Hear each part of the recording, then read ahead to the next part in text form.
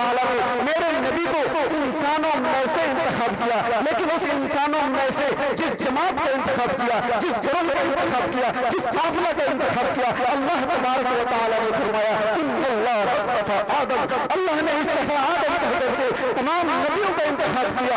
इस्तफा आदम, इस्तफा नूह, इस्तफा इब्राहिम, इस्तफा इस्माइल, इस्तफा ईसा, उस इस्तफा में से जिसे पैदा किया उसे कहा ये है मेरा मुस्तफा, जाने वफा है मेरा मुस्तफा, रूह सुमा है मेरा मुस्तफा, कामिलियत आदम मेरा मुस्तफा, अफजलियत आदम मेरा मुस्तफा, शब गारे हिरा है मेरा मुस्तफा, वाज़े लिखा हुआ है ये कुरान में, न तखय्युल तसव्वुर का दीवान में, आदम और नूह, इब्राहिम और इमरान से इन्नल्लाह इस्तफा है मेरा मुस्तफा, नूह इन्नल्लाह इस्तफा है मेरा मुस्तफा, नूर पैगाम वहदत मेरा मुस्तफा, रूह तकवीर और खिलकत मेरा मुस्तफा, अरे शीशी हज़रतें सारी अपनी जगह, आगे देखो हिदायत मेरा मुस्तफा, कह दीजिए सुभान अल्लाह।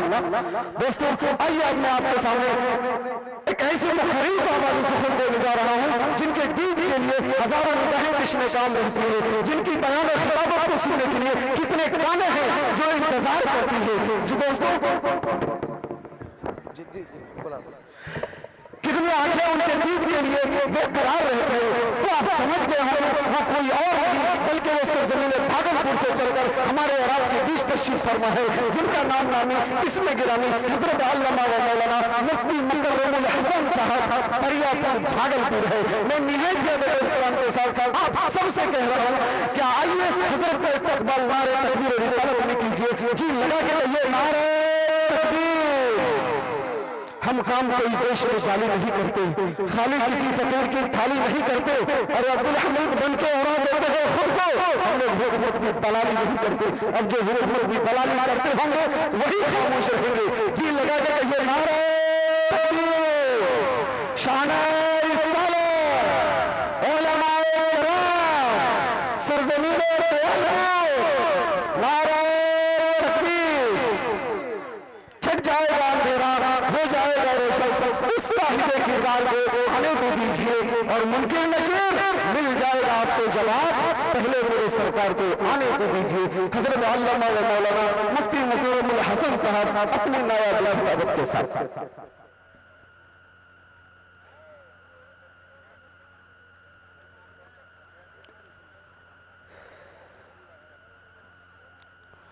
अल्हम्दुलिल्लाह अल्हम्दुलिल्लाह नहमदुहु व नस्तईनुहु व नस्तगफिरुहु व नु'मिनु बिही व नतवक्कलु अलैहि व नऊज़ु बिल्लाहि मिन शुरूरि अंफुसिना व मिन सय्यिआति अअमालिना मन यहदिहिल्लाहु फला मुज़िल्ल लहु व मन युज़लिल्हु फला हादिय लहु व नशहदु अन ला इलाहा इल्लल्लाहु वहदहु ला शरीका लहु व नशहदु अन्न सय्यदना व सनदना व मौलाना मुहम्मदन अब्दुहु व रसूलुहु।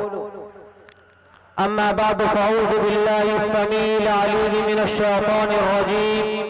बिस्मिल्लाहिर रहमानिर रहीम। वमा खलक़तुल जिन्न वल इंसा इल्ला लियअबुदून।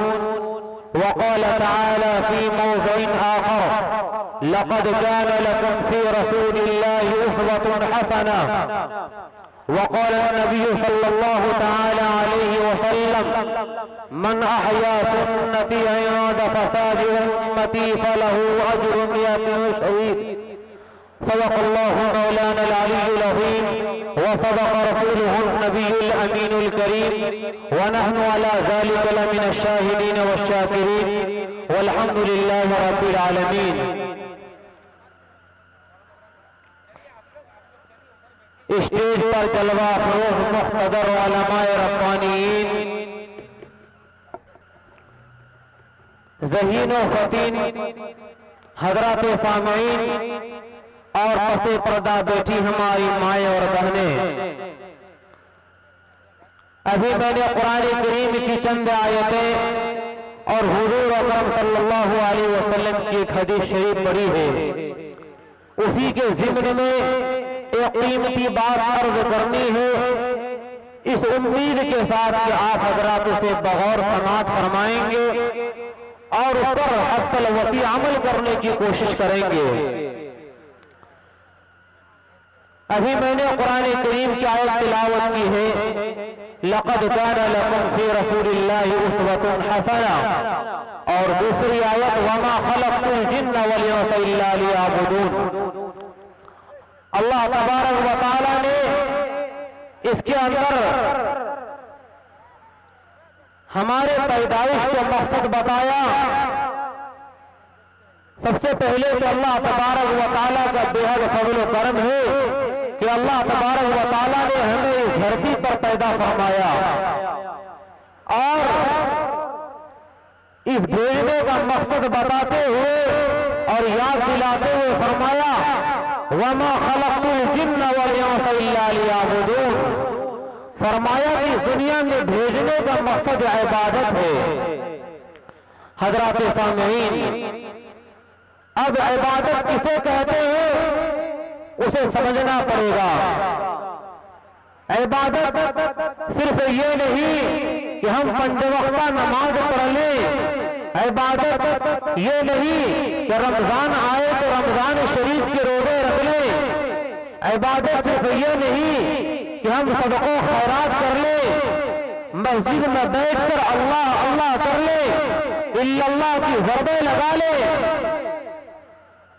नहीं, बल्कि इबादत का असल माना और मफ़हूम ये है कि हमारा हर काम आका इनामदार मदीने के ताजदार अहमद मुजतबा कमली वाले मुस्तफा जनाब मोहम्मद अरबी सल्लल्लाहु ताला अलैहि वसल्लम के हुक्म और अमल के मुताबिक हो जाए।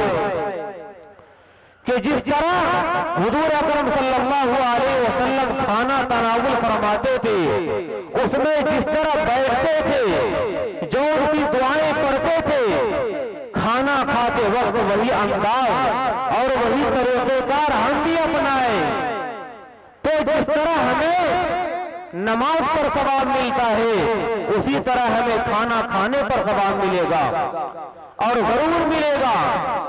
जिस तरह हुजूर अकरम सल्लल्लाहु अलैहि वसल्लम सोते और जागते थे, जिस तरीके से क़ज़ाए हाजत फरमाते थे, वही तरीक़ेकार वही अंदाज हम भी अख्तियार करें तो करेंगे तो हम पेशाब और पाखाना, लेकिन हमें उस पर सवाब मिलेगा और जरूर मिलेगा और वही चीज हमारे लिए इबादत बन जाएगा। वही चीज हमारे लिए इबादत बन जाएगा। हमारा कुछ भी हो, मरना और जीना हो, आपस में लेन देन हो, इबादत और माशरात हो, तो सबसे पहले हम देख लें कि आया इसमें सुन्नत का तरीका क्या है। इसमें हुजूर पुरनूर जनाब मोहम्मद अरबी सल्लल्लाहु अलैहि वसल्लम का तरीका क्या है, फिर हम उसको अपनाएं और अपनी जिंदगियों को में लाने की कोशिश करें तो वही हमारे लिए इबादत बन जाएगा। और जिस मकसद के तहत अल्लाह तबारक व तआला ने इस रूह जमीन पर भेजा है, अल्लाह तबारक व तआला ने इस रूह जमीन पर उतारा है, वो मकसद पूरा हो जाएगा। और इस आयत करीमा वमा खलक़तुल जिन्ना वल इंसा इल्ला लियअबुदून कि हम सही मिज़ाज बन जाएंगे। लेकिन मेरे दोस्तों, मेरे बुजुर्गों, हमने अपनी दुनिया बदल डाली, हमने अपने तौर तरीके को बदल डाला, हमने अपने चाल चलन को बदल डाला, हमने अपने लिबासों पोशाक को बदल डाला, अपने बाल और खाल को बदल डाला और उस रास्ते से हट गए और उस रास्ते से कट गए जिस पर हमें चलना चाहिए था। चुनांचे आप एक मिसाल ले लीजिए, हम और आप हमेशा निकाह के खुतबा में पढ़ते और सुनते हैं अन्निकाह मिन सुन्नती।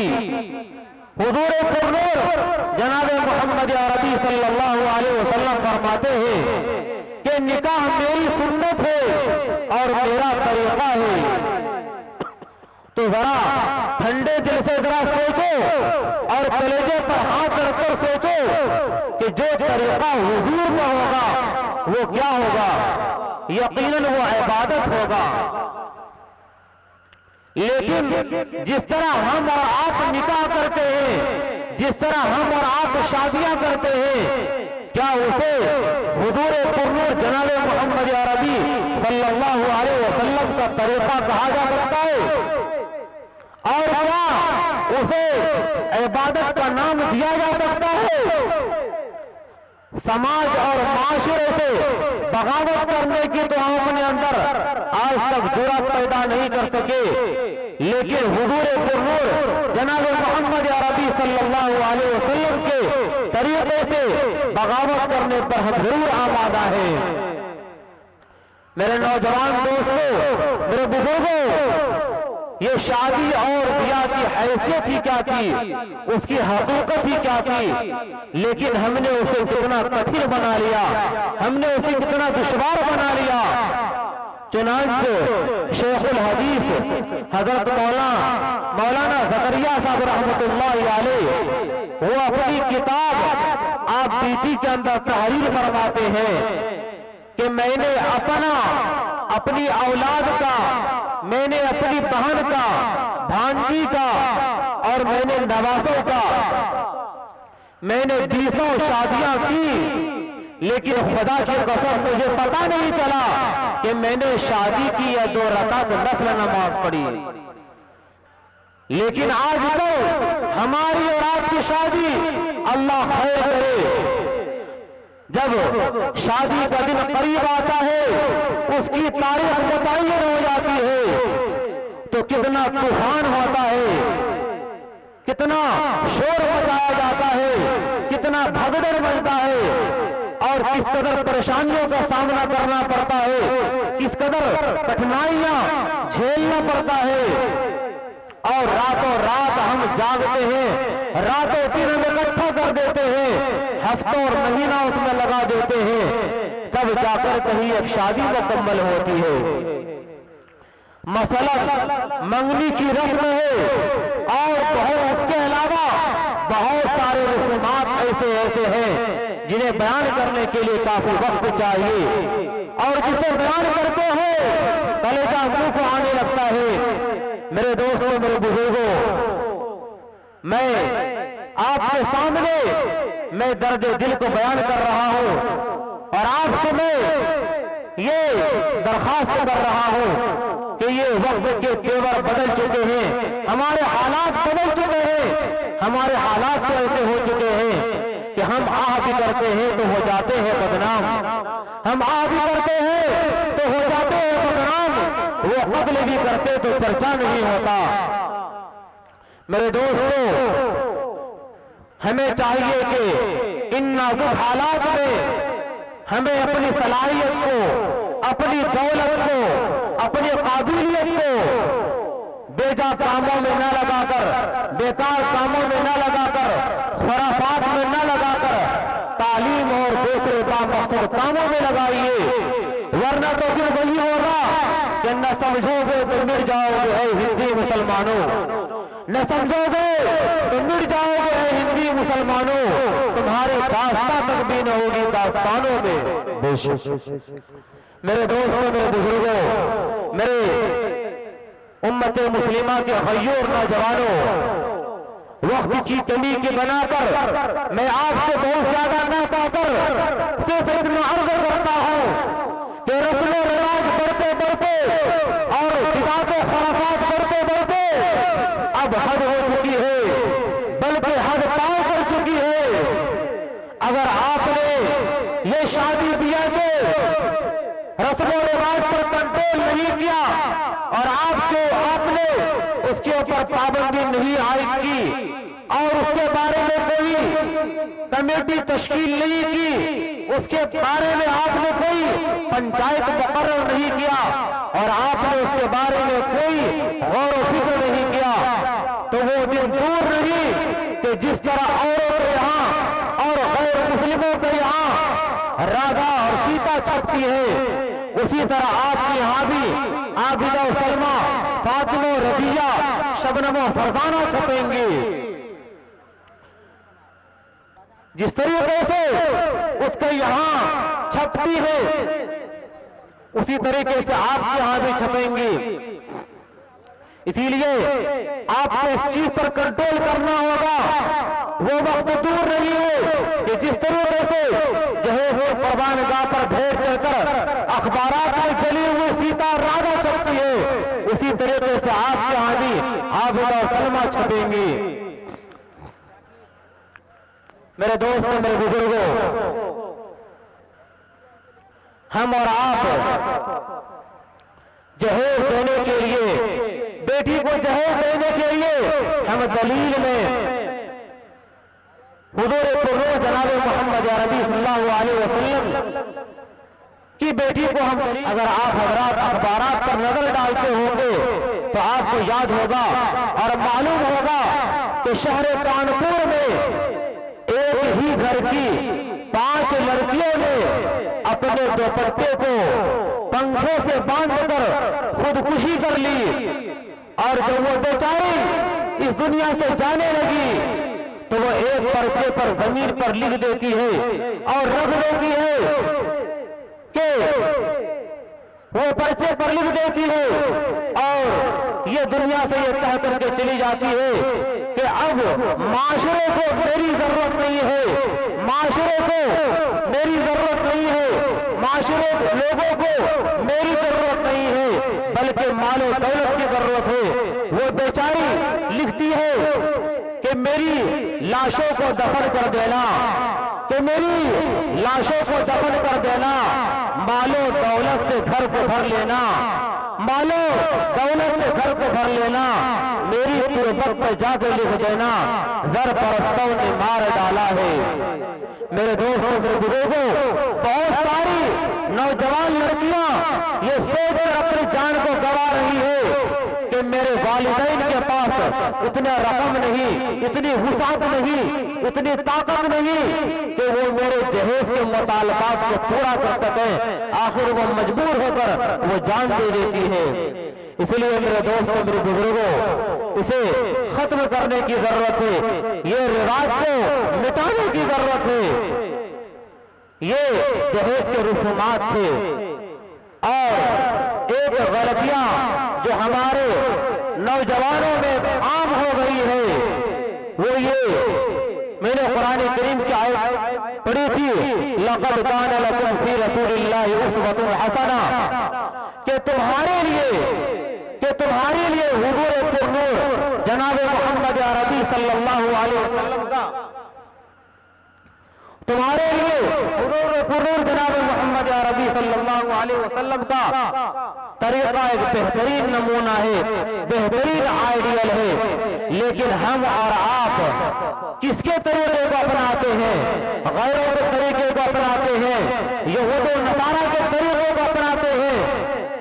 चुनांचे आप एक मिसाल ले लीजिए, हम अपने सरों के बाल को देखिए, जो हम सरों पर बाल रखते हैं, क्या हुजूर पुर्नूर जनाब मोहम्मद अरबी सल्लल्लाहु अलैहि वसल्लम ने कभी ऐसा बाल रखा था कि कुछ अपने सरों पर बाल जो रखते हैं, कुछ हिस्सों पर कुछ हिस्से छोटे होते हैं और कुछ हिस्से बड़े होते हैं।